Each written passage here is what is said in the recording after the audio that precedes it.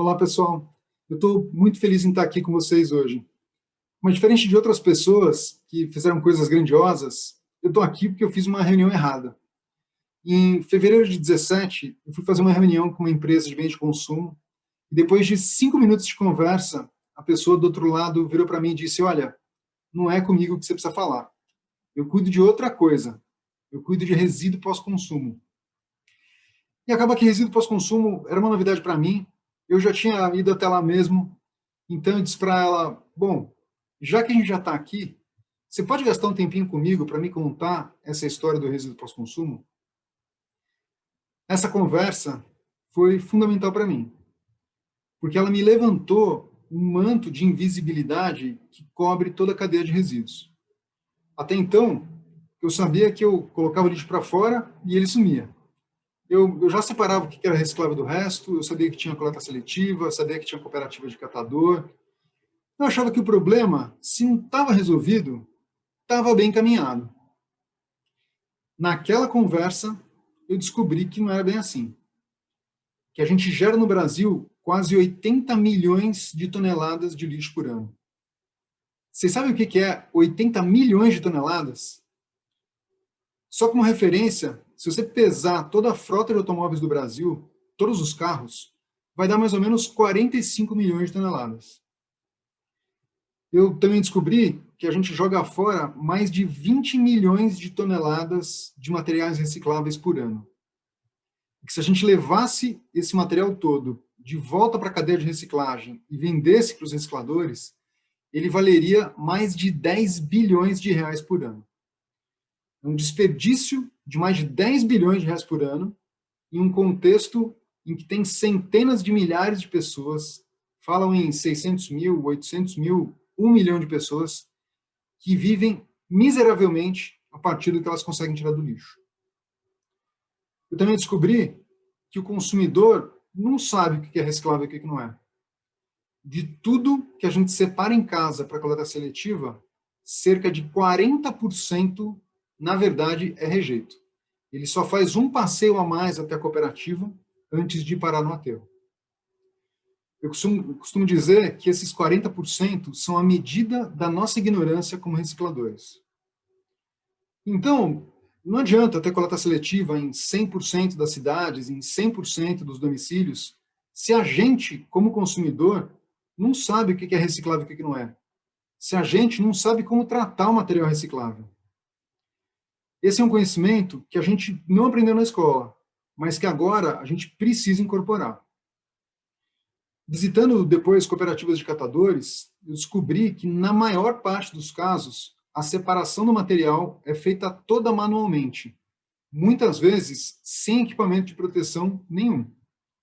São seres humanos mexendo no lixo orgânico apodrecido, que está misturado no reciclável, no meio de mosca, rato, barata, tentando tirar dali a parte que dá para reciclar, tudo isso para ganhar menos de um salário mínimo por mês. Quando me perguntam se precisa lavar o reciclável, eu sempre explico que sim. São pessoas que vão mexer no reciclável depois. Que a gente desperdiça água em volume suficiente no chuveiro e na pia para lavar os recicláveis sem gastar nenhuma gota a mais. E que cada um tem que fazer a sua parte. Quando eu digo que cada um tem que fazer a sua parte, eu não quero dizer que todo mundo precisa saber tudo sobre reciclagem, que precisa garantir que cada grama de material tem o destino correto. O que a gente percebeu é que se cada um fizer o que pode, dentro do tempo que tem, mas do jeito certo, já faz uma diferença enorme. Mas não é fácil fazer as pessoas se levantarem do sofá. A maior parte das campanhas de reciclagem no Brasil sempre foi focada na conscientização. Mas o resultado de décadas de campanhas de conscientização mostra que, dessa forma, a gente mobiliza uma parcela muito pequena da população. Então, eu fiquei pensando em como fazer para mobilizar as pessoas e eu reparei que todo dia a gente recebe vários incentivos para os nossos comportamentos. A gente é incentivado a trabalhar mais para ganhar um bônus, é incentivado a comprar roupa nova para estar na moda, a ter o último tênis de corrida, a ter o último modelo do celular.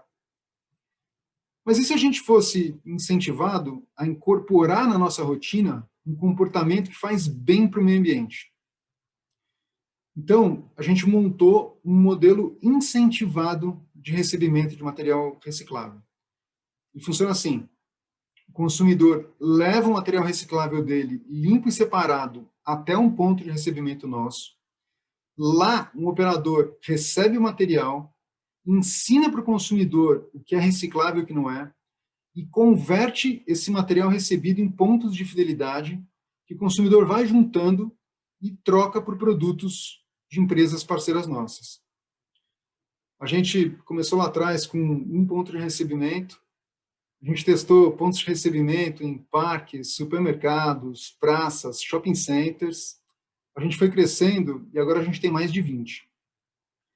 Ao longo do tempo, a gente descobriu que esse modelo incentivado, mesmo sem oferecer um valor grande para os consumidores, porque a verdade é que o reciclável já não tem muito valor mesmo. Esse modelo consegue engajar 7 vezes mais do que o modelo convencional. E sendo super transparente com vocês, a gente não pensou em tudo antes de começar. A gente foi aprendendo no caminho e descobriu que muita gente também se engaja pela certeza de que o material vai ter um destino correto.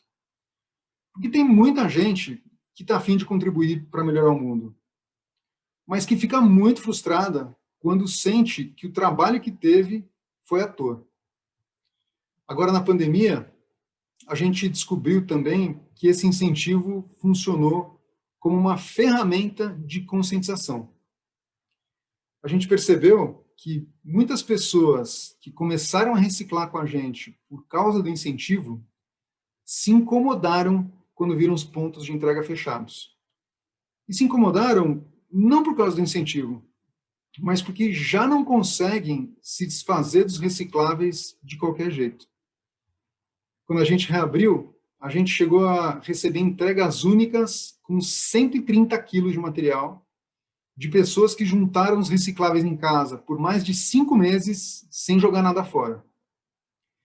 Essas pessoas passaram, na verdade, não só por uma mudança de consciência, mas também por uma mudança de hábito. E a gente está percebendo que quando o hábito muda, a dinâmica toda muda. Eu tenho certeza que ainda tem muito para a gente descobrir sobre esse assunto, mas está claro para a gente que o consumidor, que sou eu, que são vocês, o consumidor é a peça-chave para que a gente consiga fazer as coisas de uma forma melhor. E a gente acredita que o incentivo, que leva a gente a ter vários comportamentos que muitas vezes não são bons nem para a gente, nem para o meio ambiente, pode ser um recurso muito valioso para ajudar a gente a salvar o planeta. Muito obrigado.